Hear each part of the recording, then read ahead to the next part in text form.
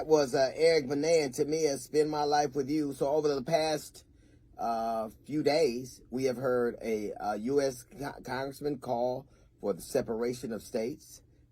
We have called her Marjorie Taylor Greene, who I often see her in front of the Capitol putting air in her head. She has called for the separation of red states versus blue states, which is interesting to me because if red states have any money at all, instead of spending it on the war, they might spend it on books or health care or keeping people alive or their environment instead of separation.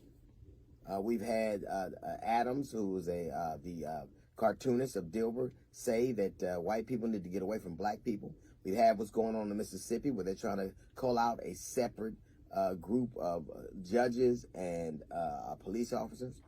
The idea of America and white people specifically wanting to get away from black people is as American and old as apple pie. That is what the Civil War was about.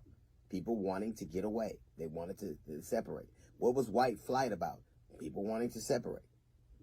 These men are echoing, and that woman is echoing the sentiment that has been always in the fabric of America. It's always existed. Get away, separate but equal. That has always been the mantra of this country. A few men, busing, what happened? When black people would bus places, what happened? When people tried to move into places, what happened? When people tried to get jobs, what happened? Because this sentiment that Dilbert, the cartoon clown, was expressing is a popular one. And here is the truth. It is more shocking when people of a certain age don't talk like that than if they do.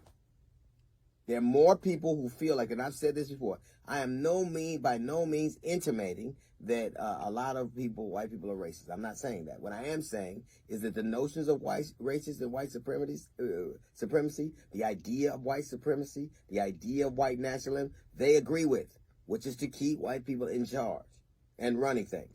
They may not like you saying nigger. They may not like the violence. They may not like they can be appalled by a lot of things. But the goal is the same.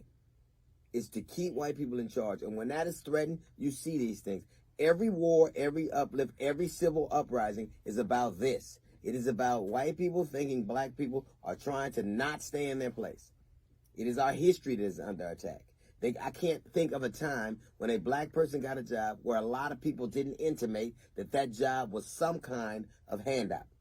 There's apparently never been a black person who's qualified to do anything they don't deem worthy. I don't believe that the cartoonist he should lose his job. I don't believe that at all. I wouldn't listen to him anyway.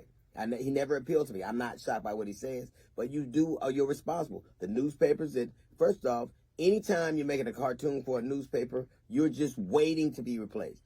What the hell is a newspaper anyway?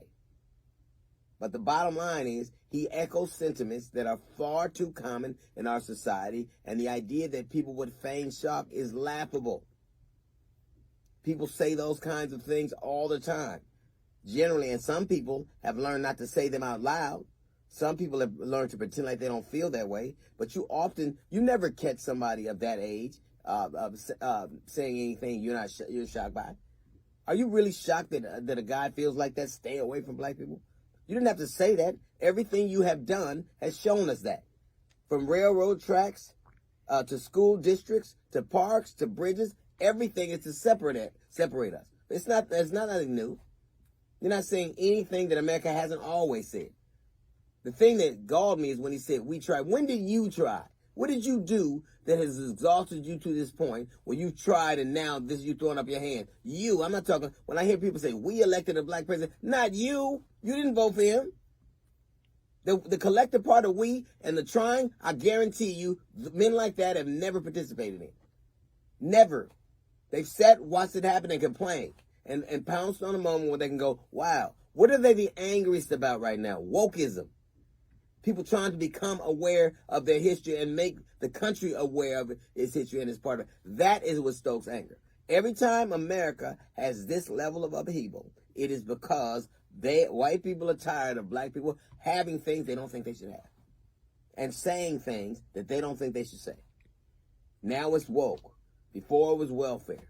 Then it was school. Then it was housing. Then it was busing. It's always something. Before that, it's always something. Before there was a such thing as black on black crime, what did they get mad at before then? The nation always, people in this nation, a great deal of people, look at the way we live, look at the way we worship. We've always been separate. And there are people who always advocated for it. So to pretend like this is a new thing is insulting, and it's hilarious.